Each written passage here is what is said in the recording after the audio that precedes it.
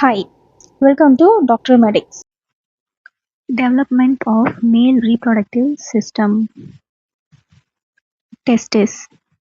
Testis is comprised of spermatogenic cells, which are cells of Sertoli and Leydig cells.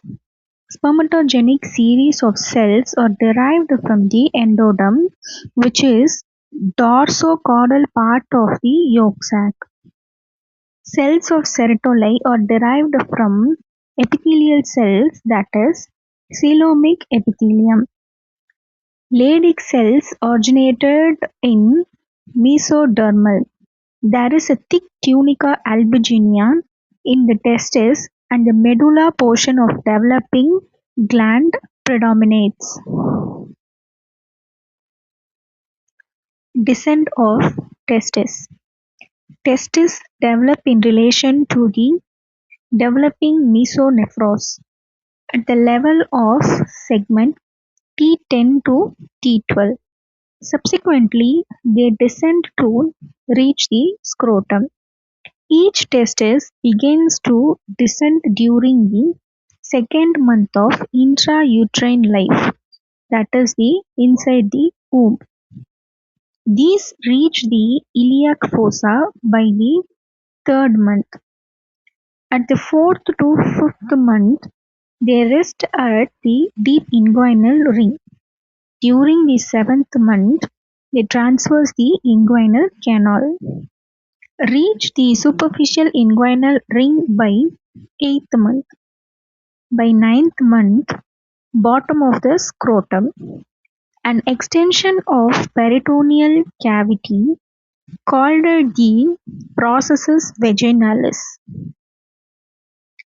precedes the descent of testis into the scrotum, into which the testis invaginates.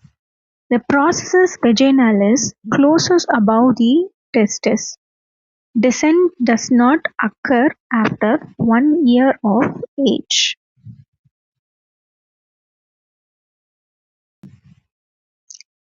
The causes of descent are not well known. The following factors may help in the process. First one is the hormones, including the male sex hormone produced by the testis and the maternal gonadotropins. Second one is the differential growth of the body wall. Third one is the formation of the gubernaculum. This is a band of loose tissue extending from the lower pole of the testis to the scrotum. The gubernaculum helps in the descent of the testis. The remaining part of the gubernaculum after the descent of testis is known as the ligament of scrotum.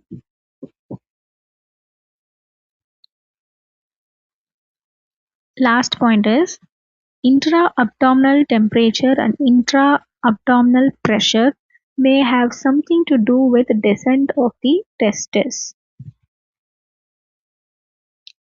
Ducts.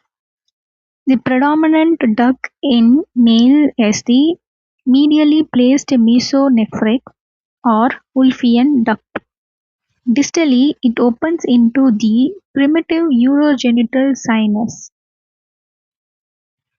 Its development and differentiation is affected by Müllerian inhibiting substance testosterone and dihydrotestosterone.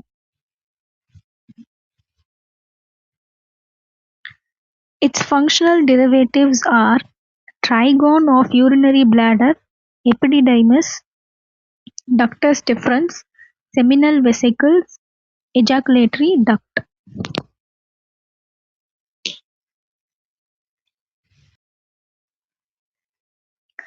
Paramesonephric duct forms vestigial component, the appendix of the testis. Mesonephric tubules form functional rete testis and vestigial paradidymis and superior and inferior aberrant ductules. External genitalia. As early as third week of development, the mesenchymal cells from primitive streak migrate around the cloacal membrane. These form raised cloacal folds. Cranially, the folds fuse to form genital tubercle. During sixth week of development, cloacal folds are divided into urethral folds anteriorly and anal folds posteriorly. Lateral to urethral folds, a pair of swellings, the genital swellings, appear. Genital swellings form the scrotum.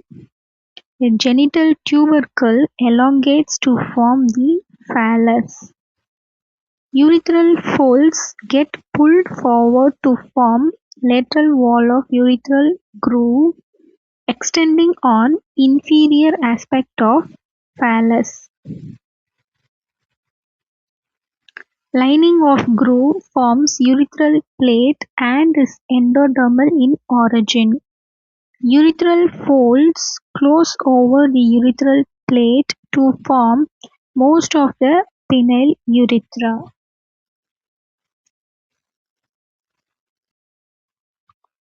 Urethra in the glans penis is formed by invagination of ectodermal cells into the glans.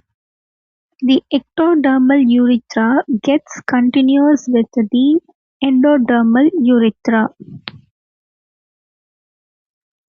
Embryological remnants present in relation to the testes. Their importance is that they may sometimes form cysts. The appendage of the testes or pedunculated hiatus of Morgagni. Second one is the appendage of the epididymis is a small, rounded, pedunculated body attached to the head of the epididymis. It represents the cranial end of the mesonephric duct. The superior aberrant ductils are attached to the testis, cranial to the efferent ductils. They represent the upper mesonephric tubules. The inferior aberrant ductils, one or more, are attached to the tail of the epididymis and represent the intermediate mesonephric tubules. One of them, which is more constant, may be as long as 25 cm. The paradydymis or organ of Gerlach consists of free tubules lying in the spermatic cord above the head of the epididymis. They are neither connected to the testis nor to the epididymis and represent the caudal mesonephric tubules.